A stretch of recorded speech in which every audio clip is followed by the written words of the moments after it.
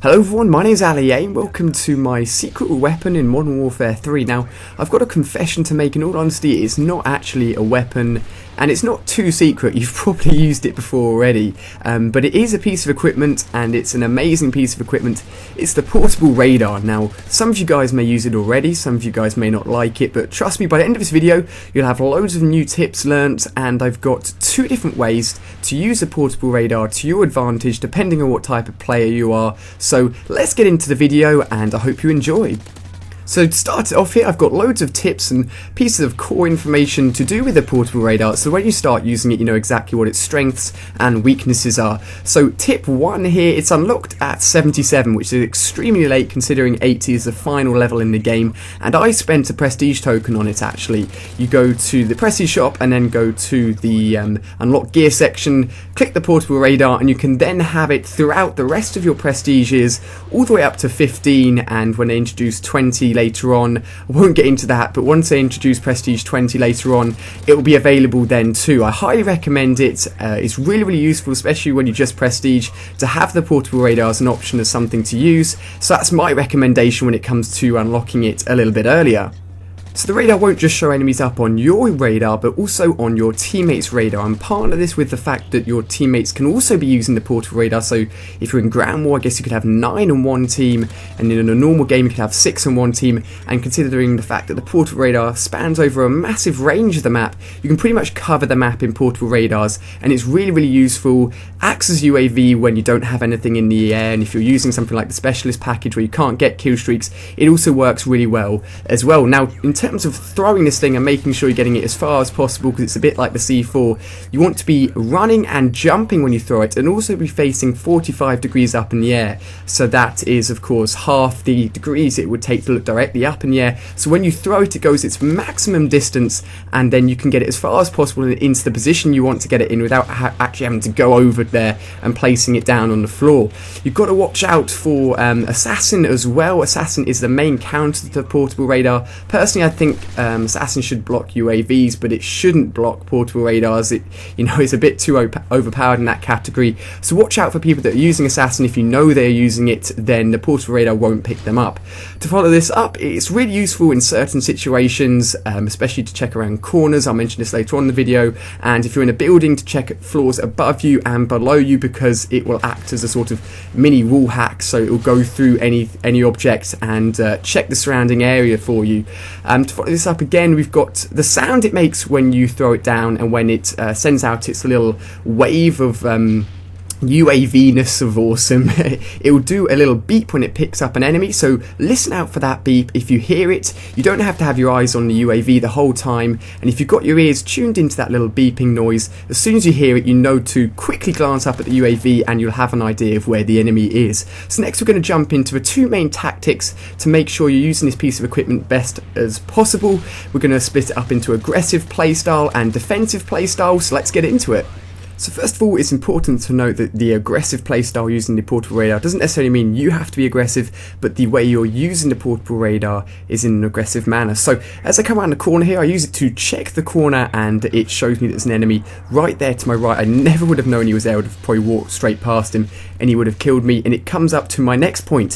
When you're using the aggressive playstyle as it is with the portable radar, you want to be keeping the portable radar with you, throwing it down as you move with the portable radar, and then picking it up nice and easily just by holding down X or square, and it's really quick to pick it up. You don't have to stop running, you just walk straight over it, hold down that button, and you'll instantly pick it up. You'll notice in these next two clips that I wouldn't have got these guys, I wouldn't even have known they were there if it wasn't for the portable radar.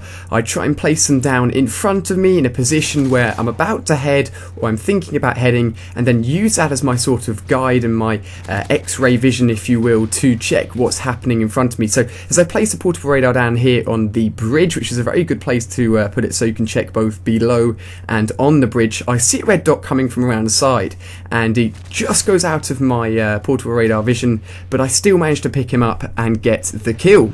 So going back to the original gameplay here and summarising the use of the aggressive playstyle with the portable radar, you basically want to be keeping it with you all the time, constantly throwing it in front of you, constantly picking it up, unless you're getting in a situation where there's loads of enemies and you're sort of near the middle of the map and it's still picking up red dots. This is where we move on to the defensive playstyle. So let's have a look at this next.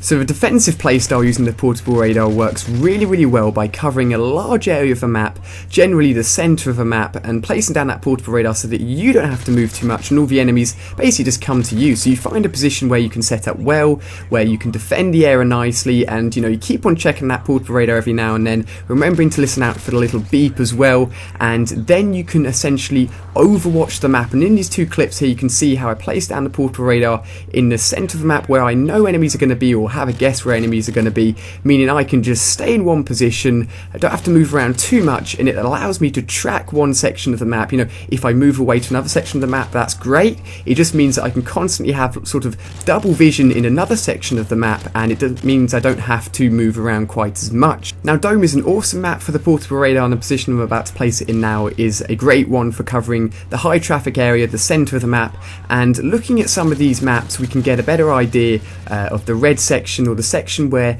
placing down the portable radar will be most effective. And if you place it in these positions, you're going to be able to cover a wide span of not only the middle, but it will sort of breach out to the sides of the map and the areas where enemies are most likely to be walking past, so you can pick up as many enemies as possible. Just note down these general positions on the map, and when you're playing them and you've got the portable radar at hand, throw them down in these positions. Of course, vary it depending on where the enemies are spawning and where the enemies seem to be at that time, and then you're bound to get good results with it.